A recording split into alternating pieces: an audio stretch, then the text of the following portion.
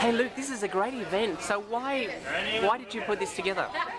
Well, I'll always try to do special events in Cabramatta for the local people, but also to showcase Cabramatta's beauty and vibrancy. And every time I come out here, it's about the food, it's about the locals, the people, and the culture. So many people don't get to come to Cabramatta. You know, they think it's a little bit too far or it's so out of the way, but it's actually not. You know, it took me 35 minutes from Surrey Hills today. It's so close. I would come here once a week to buy all my produce.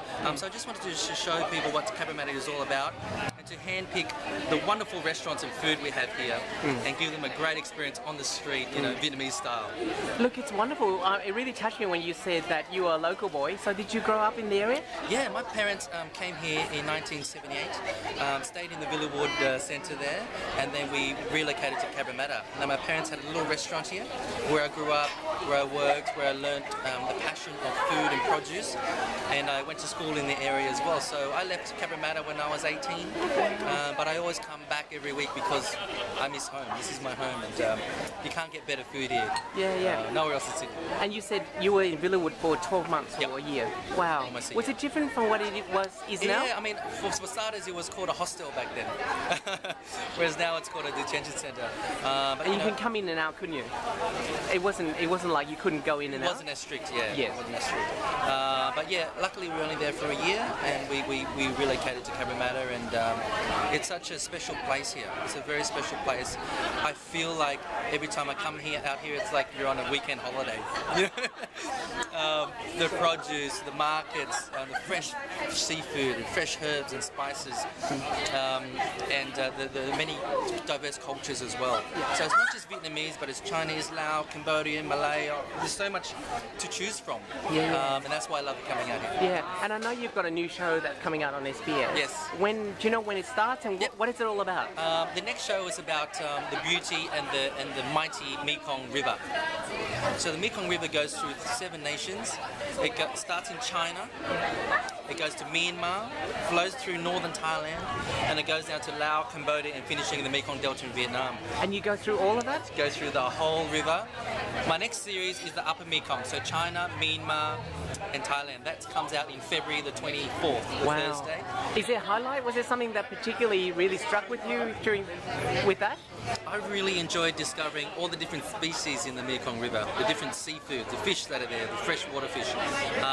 But I think looking at all the ethnic minority groups along the river and learning their culture, wonderful experience. Wow. Especially Myanmar, you know. I love discovering new cuisines and new cultures and new products. And so Myanmar for me was like, wow, it's brilliant. Did it influence your cooking at all, or your? Absolutely. Oh wow! So traveling for me is my inspiration. You know, it motivates me, it gives me ideas.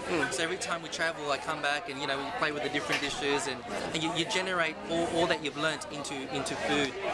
But also, it's a life-changing experience. You get to see what life is all about, and you get to see, importantly, how lucky you are in Australia. And you've experienced so much and gone through so much. Has it made it into the menu of Red Lantern at all? Oh yeah, absolutely. Yeah. Especially when I travel or when I'm writing books. My next book is about the French influence on Vietnamese cuisine. So the menu at Red Lantern now has a little hints of French in there, which is quite interesting. And it's not fusion though, but we're going back into history.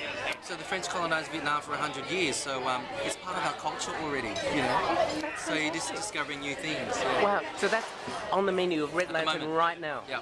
Okay, that's wonderful. So the Red Lantern menu, when we started, used to be a very southern menu from Saigon, right? That's where my family's from, and that's all I knew. Yeah. So when I started to travel more for the TV show and to research the Songs of Sapa, my book, I discovered regional Vietnamese cuisine from Hanoi, Hue, and Hoi An, and you learn all these different dishes. So that's implemented to the menu. So now Red Lantern menu is a very regional Vietnamese menu. Is there one that really stands out for you of this new sort of menu? Within the French side of it? Or any that you've gone through since your journey? Yes, and when I got back, it's just recently from researching the book, spring was in, right? So I've used all these spring vegetables that I found in Dalat. You know, like Dalat is full of asparagus, artichokes, cabbages that you wouldn't find much in other places in Vietnam.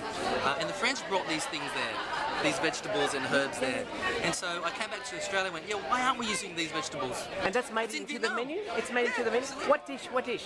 So I've basically got this wonderful heart of palm salad. Yeah. So I use the heart of palm from the coconut palm with heirloom tomatoes, artichoke hearts, right? Yeah. And Vietnamese herbs. So that's a salad with artichoke using the hearts. But also the artichoke, it's such a waste not to use the leaves. So I've peeled the leaves off.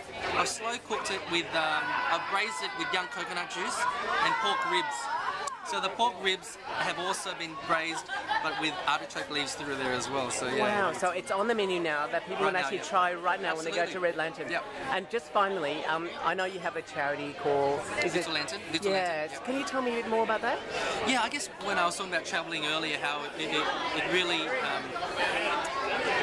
enlightens you. You know, you come back and you realise how lucky you are. So, like yourself, you know, we're lucky here, and we could be still in Vietnam, you know, in the markets or begging for money or selling lottery tickets. So, of course, when you come back, you're like, hang on, what? I don't need anything else here. I'm actually very lucky. I'm very happy. Why don't we support and help other children that are not so fortunate? So that's what. Wonderful. So how do people donate to Little Lantern? littlelantern.com.org. Oh, sorry, littlelantern.org. Yeah. And that all the money donated is for hospitality training. Wow, that's fantastic. Yeah. Thank you so much for that, Luke. Thank you, mate.